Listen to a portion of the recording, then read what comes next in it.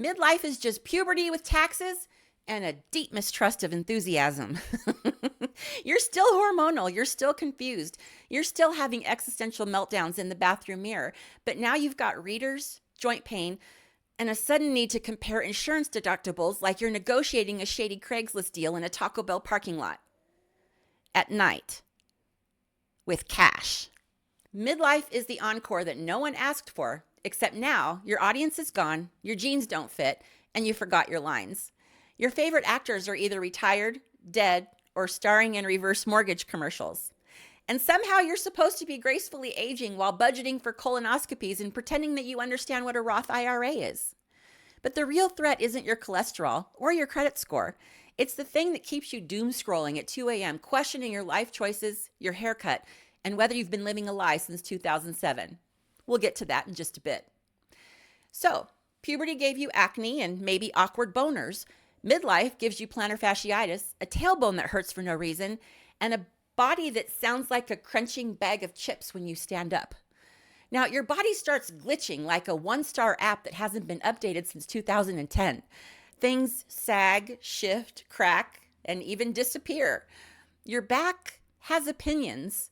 You don't bounce back. You just crack when you walk and hope that no one hears you. You used to drink all night and be fine. Now one glass of wine and you're waking up dehydrated, bloated, and somehow you're feeling emotionally compromised. You can pull a muscle from sneezing. You can throw out your neck from sleeping. You start checking the Weather Channel, not just for rain, but to see if your joints are going to be acting up.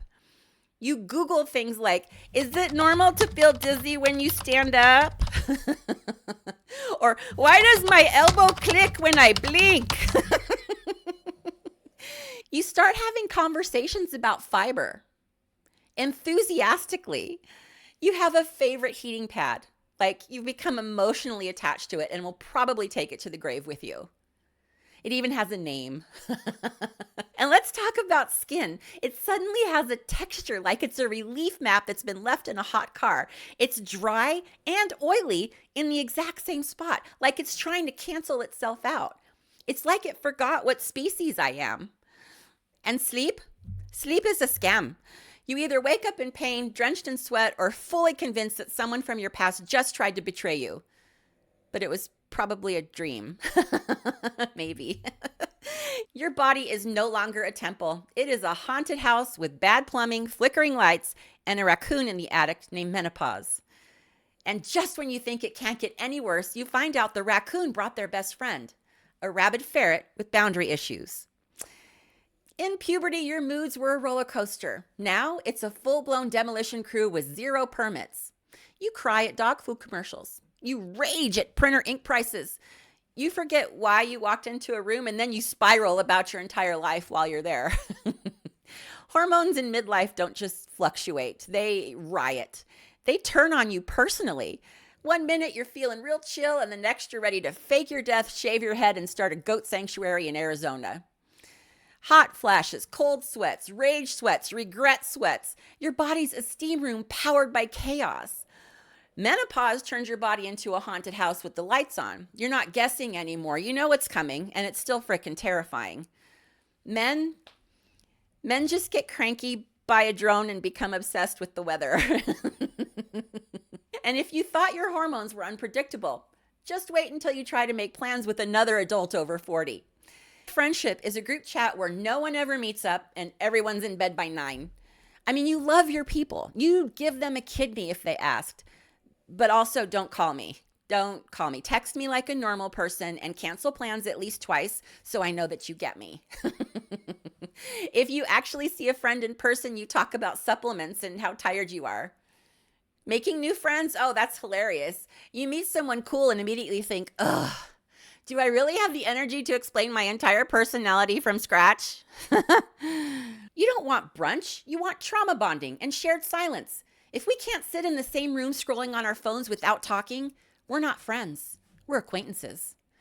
Midlife friendship is like your knees. Functional, but only under very specific conditions and absolutely not back-to-back days. There is no manual for this phase in life. It's just vibes and vitamin D deficiencies, my friend. So you've accepted that friendship is now memes and mutual cancellations, which is awesome. But now your career wants fresh energy, which is wild because you were planning to fake a stroke to get out of that next meeting. Remember being a teenager and thinking, I can be anything? Midlife hits and you're like, can I be nothing? Please? Yeah, that would be great. Midlife is realizing that your dream job is just to be unbothered with a dental plan. You still don't know what you want to be when you grow up, but now you're expected to mentor others while quietly panicking about AI and your Roth IRA. You're either overqualified, underpaid, or being interviewed by someone who thinks Nirvana is a clothing brand. You write cover letters like a hostage note, and the job market wants you to have a TikTok following. At this point, you're not looking for fulfillment. You're just looking for health insurance and a job that isn't family.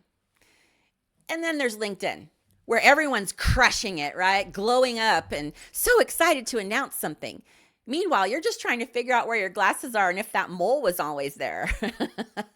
Sometimes when you're spiraling in the middle of the night, you catch yourself Googling trade schools and wondering, is it too late to become a welder? So yeah, midlife is like puberty all over again. If puberty came with property taxes, a failing lower back, and a deep resentment of group texts.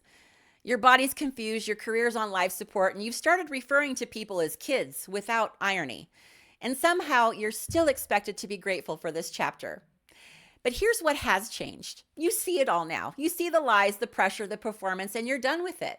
You're not falling apart. You're saying fuck it and doing things your own way now. They told you aging was the beginning of the end, but what if that was the lie that kept you stuck? What if everything that they warned you about is the exact power they never wanted you to tap into? If you're starting to feel it, that shift, that pull, that clarity, don't ignore it, because what's coming next, that's the part they really don't want you to figure out. You've been told aging is something to survive. I'm about to show you what happens when you turn it into leverage. Let's go.